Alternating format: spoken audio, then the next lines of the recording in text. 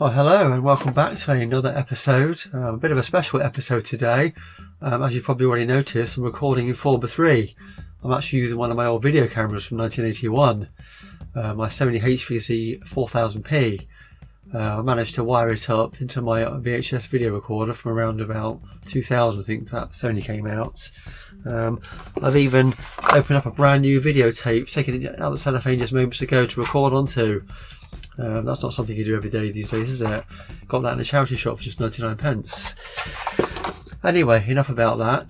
The main episode will actually be recorded in high definition. I'm just going to do the intro and the outro using this camera. So if you haven't already noticed it, today's episode is about this, the Sony KV-1320 TRINITRON television. This dates around 1971, so it's 50 years old now. I've actually had it for 20 of those years. It was very kindly donated to me by one of my customers from when I used to work back in the Sony centres.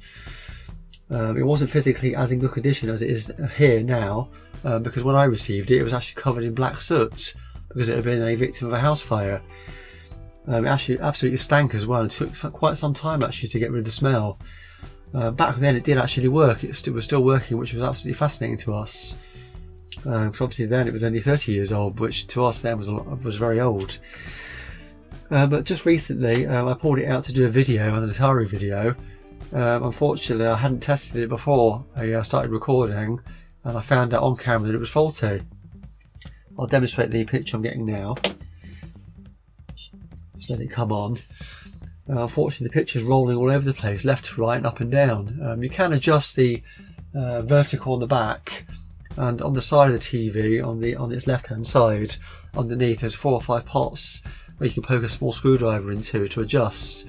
But if you're familiar with this TV, you'll know that those pots can easily be bent over and you can end up doing more damage. And here's the picture. As you can see, it's quite unstable. The colours aren't quite right either.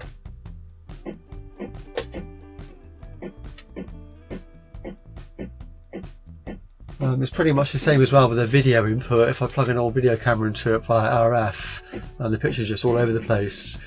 I also find that between different games I have to adjust things internally of the television to get a picture like that.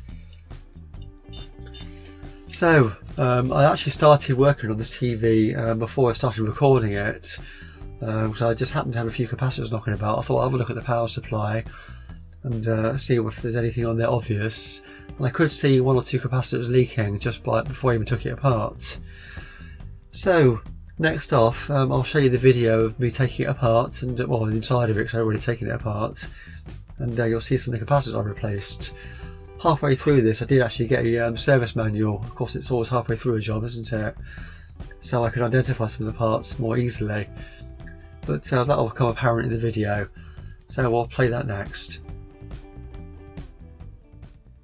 Okay, so here's the TV with the cabinet off. As I said at the beginning of the video, I have actually already started working on this because I didn't expect this to be a repair video. I just started working on it because I had some capacitors already, and I thought I'd just try a couple and see what happens. But as usual, these things end up being a bigger job than you originally thought they were going to be. That's the capacitors there that I've replaced so far. Some of those were showing as leaking slightly, which surprised me actually. I'm surprised the television was working at all with those ones leaking. Now the first place I always look on something like this is the power supply. The power supply board is basically usually where the problems begin when you have capacitor problems. I've already started replacing some of them. In fact, I've done this whole board already now I think about it. I've actually been doing this now for about a week. I'm gradually waiting for capacitors to come in from eBay and other places. It's quite interesting actually how they used to put some of these things together. It's like these ones here, these are some I've replaced, and they literally just bind the legs together and just solder them on. It's not very neat, but that's how they did it, so I've just copied what they've done. Everything I've done to the TV so far, the TV's still working. It's not had any adverse effects, which is good. So I'm on the right path. I have noticed a slight improvement in the picture. Not much, but slightly. I'll just take you around the back here. Now that big capacitor there, that's one that I've just replaced actually. That's what was there. See, 500 volt, 0.47 UF. Look at the size difference there. I just happen to have one of these new old stocks knocking about from a valve radio repair I did some years ago. So I thought I'd try it, and it does actually work with it in, but obviously I'm going to swap it back out for a new old stock replacement, which is a lot smaller. I've got some ITT caps here to replace that with. That's the neck board there, basically. A lot of voltage in there, so you have to be very, very careful when you're working on these old sets. Even when they're powered off, even for days, they can still hold a charge. And then round to this side, this is the board where all the adjustments are. And there's a lot of pots on there across the bottom and across the side there for adjusting your vertical and horizontal hole pitch, etc. I've replaced quite a lot of caps on that side as well, but I still have some more to do, which I shall be doing next. I've got that one there to replace, that one, 2 across the bottom and 1 in the middle there. This is the part where I'm having the most trouble, it seems, because I can adjust it across the bottom and the pitch and everything. I'll get a picture whilst playing the Atari back. If I put a video signal into it from my video camera, and it just tends to start rolling and juddering again from side to side. One other thing as well, on this board here, I do hear a clicking sound, very faint clicking sound. I thought it might be arcing, but it's not. And there's a couple of ceramic caps there, which I suspect may be at the end of their life. But I can't quite make out what the markings are, and I don't have the service manual for this TV, so I don't know what they are. So if this doesn't work, what I'm about to do with these caps here, for the electrolytes, electrolytic caps, then I shall probably look at those next. Well, fingers crossed, what I'm about to do will work. I say I've been working on this now for about a week. It's still actually working, it's still powering up okay, with all the work I've done to it so far. All that was it. I've also replaced all the caps on that board there as well. I'm not quite sure which board that is, but I replaced all the caps. A couple of those looked iffy. There's just the motherboard at the bottom there, which I haven't gotten to yet. That's got quite a number of capacitors on it, but I thought I'd stick with the power supply first. This power supply, the high voltage side of things, and this board here where all the adjustments are, to see what happens after I've done all that. So I'll start replacing the last of those capacitors now, and we'll see how we get on.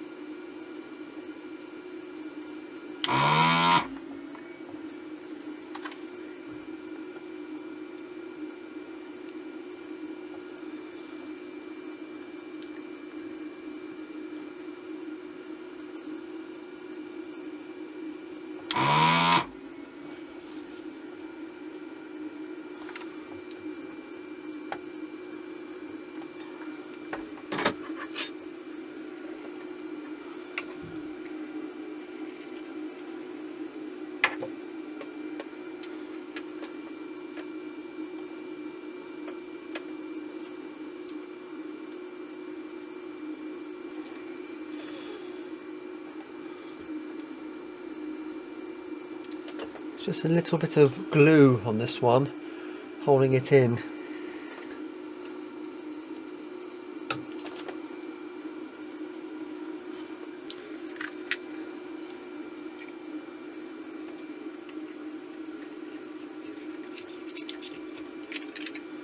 There we go.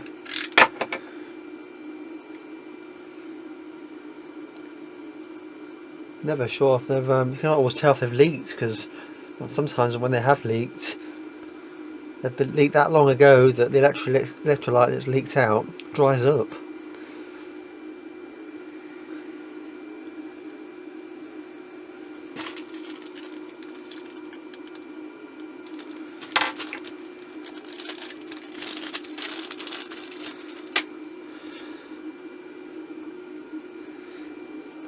That's the replacement. A lot smaller than the older one. Capacitors now don't need to be as big as they used to be. 160 volt, 47 UF.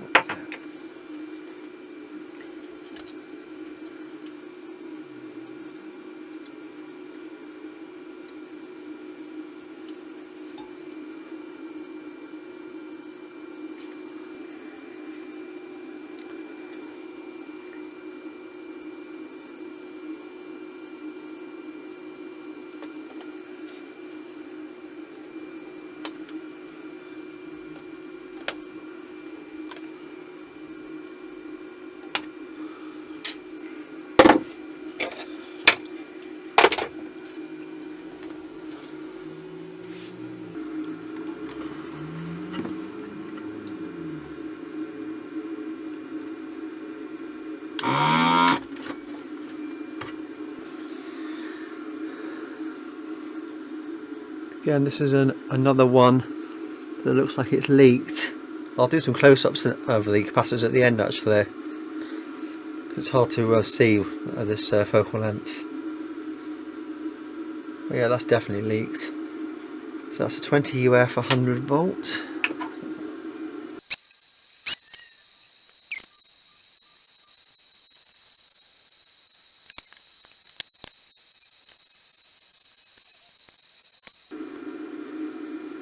That one there, that 150 volt 10 UF is bulging at the bottom, so I bet that was ready to go.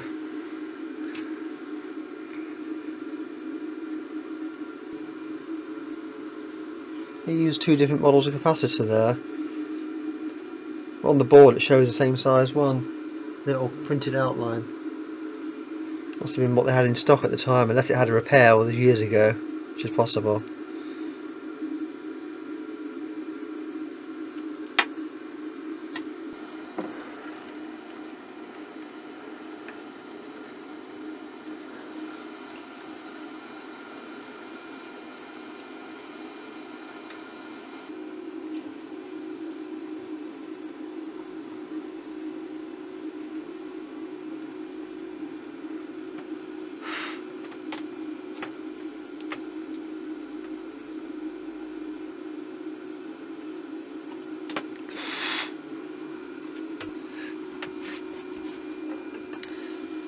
So I have one left to do, which I thought I'd ordered and I hadn't. It's the 20 UF 100 volts.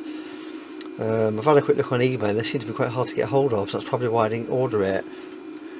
I have got a 22 UF 100 volts, so I'm going to put that in. It's only 10% out, so we should be okay with that. It's a higher tolerance, so it's not like it's going lower. Voltage is the same. You can go up on the voltage, no problem at all, but never below. So I'm going to try this one and see how we get on.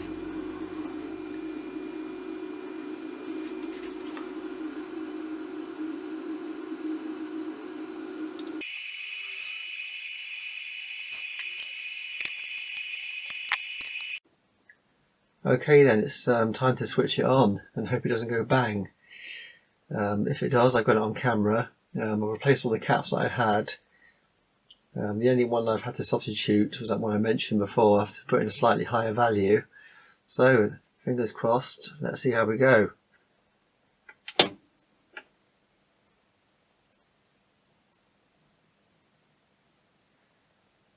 Well, it's not gone bang. It will take a while to warm up these older sets. I haven't put a signal in it yet because I didn't want to tempt fate. Just see if we get a snowy picture to begin with. There we go. So we're still getting a picture, it's still working. So I'll just switch the camera off while I get an Atari set up.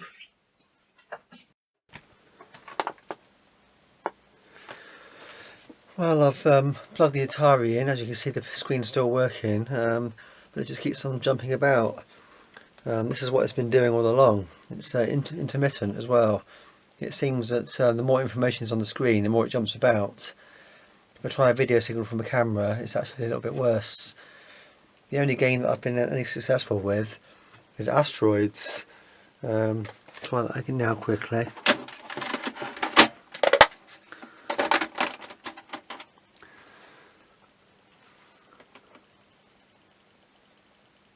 So just the horizontal there.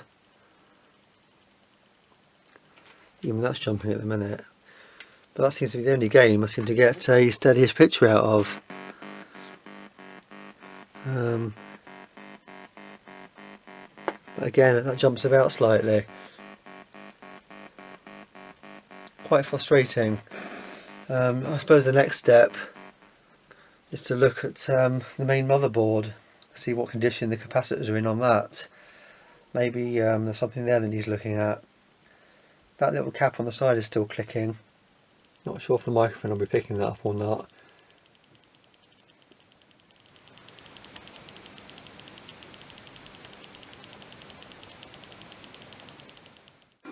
Okay, I've got the main motherboard open.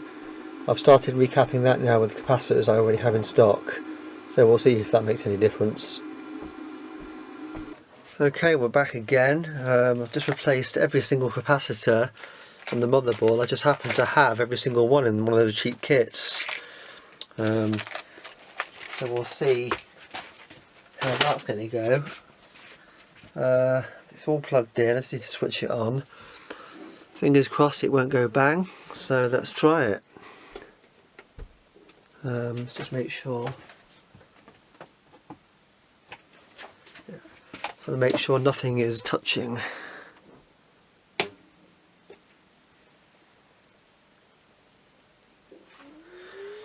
Well, no smoke. Let's see if we get a picture that's stable. Or any picture at all. Right, it's still powering up.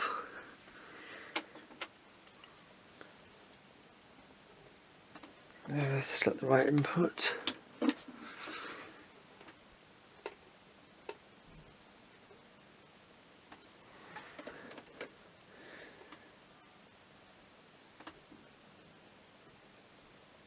Well, I'm probably going to need to adjust things again because obviously the capacitors have been changed, so tolerances will probably be a little bit out.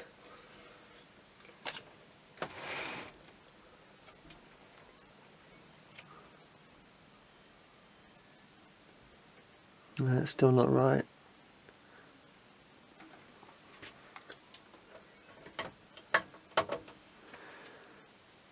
As you can see, it's still juddering about a bit there.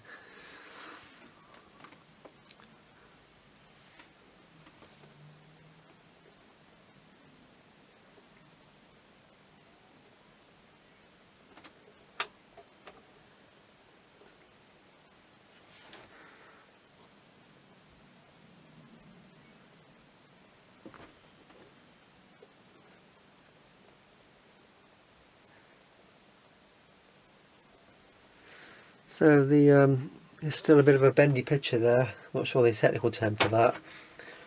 Let's just try tweaking some things.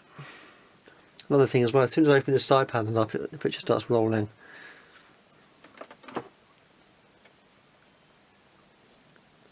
That's the height.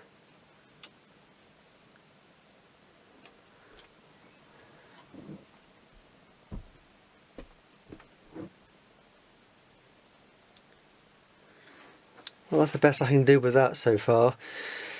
It's almost like it was playing back from a VCR, like the tracking's out. That's the best way to describe it. So it's a lot better than it was. I've still got a bit of a way to go yet. Not quite sure what to try next, to be quite honest with you.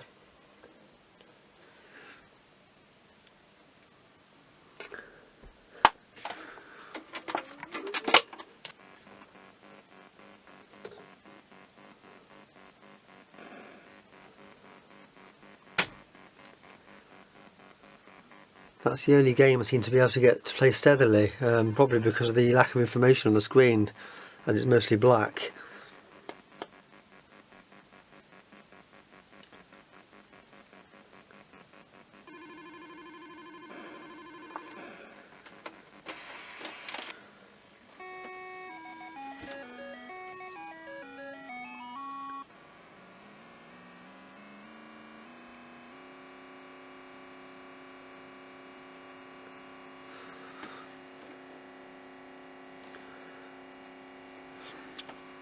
That's a lot steadier than it was before. Although I do keep finding that I have to adjust everything with different games. Adjusting the vertical hold.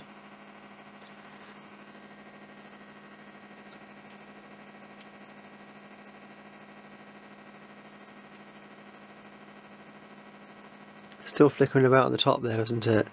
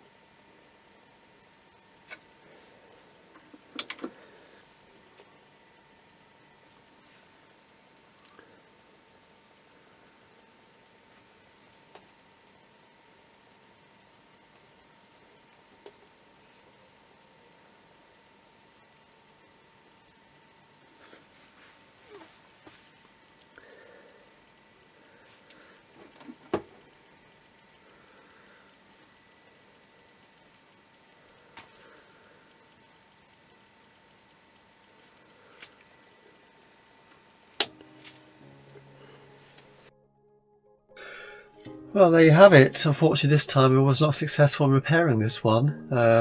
Even after replacing pretty much, I think, all the electrolytic capacitors, it still had no effect. I have seen a slight improvement, but not an awful lot, to be quite honest. Makes you wonder as well exactly how the TV was still actually working at all with those leaking capacitors, the ones that are completely dried up. Even the ceramic one on the side there that was clicking, I managed to identify that thanks to a Facebook page I found, radio, I think it was Radios and TV VRAT, a Facebook group. They've been very helpful on there. Thanks to everybody on there who tried to help me with this. I got a service manual through them as well for this TV, which they made available to me, which really helped quite a lot actually to identify some of the parts of the TV. I don't know what to do next with it, to be quite honest. I'm going to keep it obviously because I still love the TV. It's a nice talking point. Got it on display in my front room with the Atari there on top of it. This is the only game, Asteroids, which I can get a stable-ish picture on. And even that's a bit hit and miss, unfortunately. I think with the less information being on the screen, the TV seems to be able to cope a bit more with it. I don't know if that's any help to anybody out there who might be able to diagnose a fault with this set. Well, if anybody does have any suggestions of what I could try next, please let me know in the comments. As I said, I don't want to give up on it yet, despite me working on this now probably for a month on and off. It's one of those little side projects, isn't it, that you just go back to now and again. And I'm quite an impatient person as well. I like to get things working sooner than later. Well, I guess that just about wraps up today's video. I hope you enjoy watching that with me. As always, thanks for watching, and I'll be seeing you.